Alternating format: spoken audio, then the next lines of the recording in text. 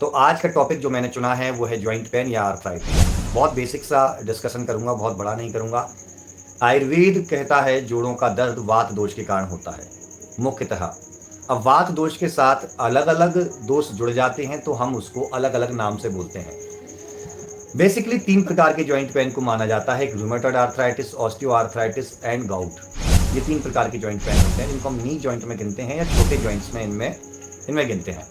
Rheumatoid arthritis के बारे में बोला जाता है कि ये एक ऑटोइम्यून डिजीज है। ऑटोइम्यून डिजीज वो होती हैं जिसमें हमारे ही शरीर की कुछ कोशिकाओं को खाना स्टार्ट कर देती हैं, उनको मारना स्टार्ट कर देती हैं। रूमेटॉइड आर्थराइटिस के बारे में बोला था कि इडियोपैथिक है, ये किस वजह से होता है पता नहीं है, कोई रीज़न नहीं है। बट आयुर्वेद में इसको आम बात बोला जाता है, मतलब ऐसा वात दोष का रोग जिसमें आम यानी कि अनडाइजेस्टेड मटेरियल, अब वो फूड मटेरियल भी हो सकता है या सेल्स के अंदर, कोशिकाओं के अंदर जमा फ्री रेडिकल्स भी हो सकते हैं, और वो आपको जॉइंट पेन में रूमेटॉइड आर्थराइटिस पैदा कर सकते हैं। तो इसके ऊपर मैंने रिसेंटली आज ही एक वीडियो डाला है, उस वीडियो को आप देख सकते हैं, जहाँ मैंने एक पेशेंट के बारे में केस हिस्ट्री बताई है कि वो पेशेंट कैसे कैसे ठीक हुआ है। विदिन 7 डेज उसको रिलीफ मिला है, अच्छा खासा मिला है। 7 सालों से हो रहे दर्द में यदि 7 दिनों में आराम मिलता है तो बहुत अच्छी ये आयुर्वेद की जीत है। ये फास्ट आयुर्वेद की तरफ हम बढ़ रहे हैं। दूसरा है ऑस्टियो आर्थराइटिस। ऑस्टियो आर्थराइटिस में आपके घुटनों के जॉइंट के बीच एक साइनोवियल फ्लूइड होता है जिसको हम चिपचिपा पदार्थ या ग्रीस की तरह कहते हैं। वो साइनोवियल फ्लूइड कम होने लगता है। साइनोवियल फ्लूइड कम जब होता है तब ये दोनों जॉइंट आपस में टकराने लगते हैं, बहुत तेज दर्द होता है। हाँ, रूमेटॉइड आर्थराइटिस के बारे में आपको एक चीज़ बता दूं कि इसमें जो रूमेटिक मटेरियल होता है, जिसको रूमेटिक फैक्टर बोलते हैं, आरए फैक्टर बोलते हैं, जब ये हमारी किडनी पर पहुंचता है तो किडनी को भी समाप्त कर सकता है, हार्ट पे जाकर रूमेटिक हार्ट डिजीज पैदा करता है। वैसे भी बोला गया है कि जहाँ पहुँच गया आम वहाँ का हो गया काम तमाम। मतलब ये आम दोष बॉडी में जिस जिस जगह पर जाता है वहाँ के ऑर्गन्स को डैमेज करते हुए जाता है। अब ऑस्टियो आर्थराइटिस जो मैंने आपको बताया कि साइनोवियल फ्लूइड वहाँ पर सूख जाता है, जिसकी वजह से बहुत ज़्यादा दर्द होता है। थर्ड आता है गाउट यानी यूरिक एसिड के क्रिस्टल्स। तीसरा जॉइंट पेन आता है जिसको गाउट बोला जाता है। आयुर्वेद में इसको वात रक्त के नाम से चरक संहिता में लिखा गया है।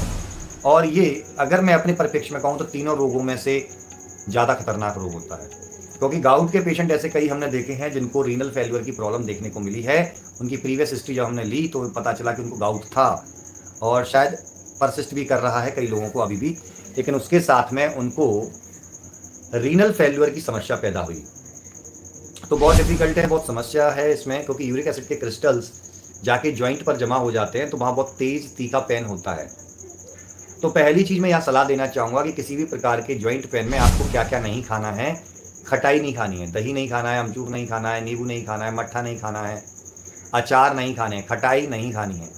अब कुछ लोगों का सवाल होता है साहब टमाटर, हाँ टमाटर को मैं इस तरीके से बोलता हूँ, टमाटर सब्जी में डाल करके जो टमाटर बनाए जाते हैं उस प्रकार से आप पका करके खा सकते हो, कच्चा नहीं खाइए। क्यों कि जब आप खट्टी चीज़ें खाते हैं तो इंस्टेंटली आपके दर्द को बढ़ा सकता है, घुटनों के दर्द में सूजन ला सकता है, या सूजन में तो किसी प्रकार की सूजन में खट्टी चीज़ बहुत नुकसान करती है। और जहाँ पर दही, नींबू और ये अचार, उसमें भी अगर मैं कहूँ तो नींबू और खटाई में दही बहुत तेज़ी से दर्द को बढ़ा देता है। रूमेटॉइड आर्थराइटिस में आपको क्या नहीं खाना है, चिकनी चीज़ें नहीं खानी, पूड़ी पराठे हलवा ऐसी चीज़ें नहीं खानी, मीठा ज़्यादा नहीं खाना है आपको, खटाई तो बिल्कुल भी नहीं खानी है, लेकिन साथ में ये चीज़ें भी नहीं खानी है, क्योंकि आपका डाइजेशन कमज़ोर जब पड़ता है तो उसमें ये चीज़ें बहुत रिस्पॉन्सिबल होती हैं।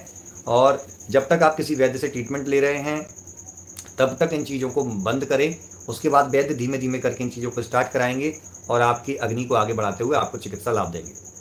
यदि आप मुझसे ऑनलाइन कंसल्टेशन लेना चाहते हैं तो डिस्क्रिप्शन बॉक्स में जो नंबर दिया हुआ है उस पर आप व्हाट्सअप करके अपनी अपॉइंटमेंट बुक कर सकते हैं। ऑनलाइन कंसल्टेशन के थ्रू आप और हम 1-to-1 वीडियो कॉल पर चर्चा करेंगे।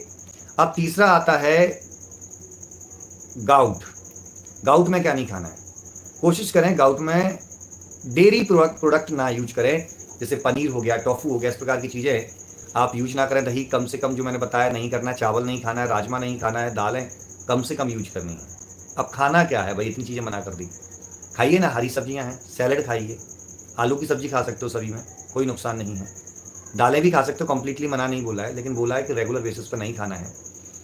अब इस प्रकार की यदि आप डाइट फॉलो करते हो तो आपको बहुत लाभ मिलता है। दूसरी चीज़ आती है हम सिकाई कैसे करें। ऑस्टियो आर्थराइटिस में आयुर्वेदिक तेल डिपेंड ऑन पेशेंट कंडीशन और दोस्त की क्या अवस्था है उसके अनुसार हम बताते हैं। उस तेल की मालिश करके अच्छे से फिर उस पर सिकाई करनी है।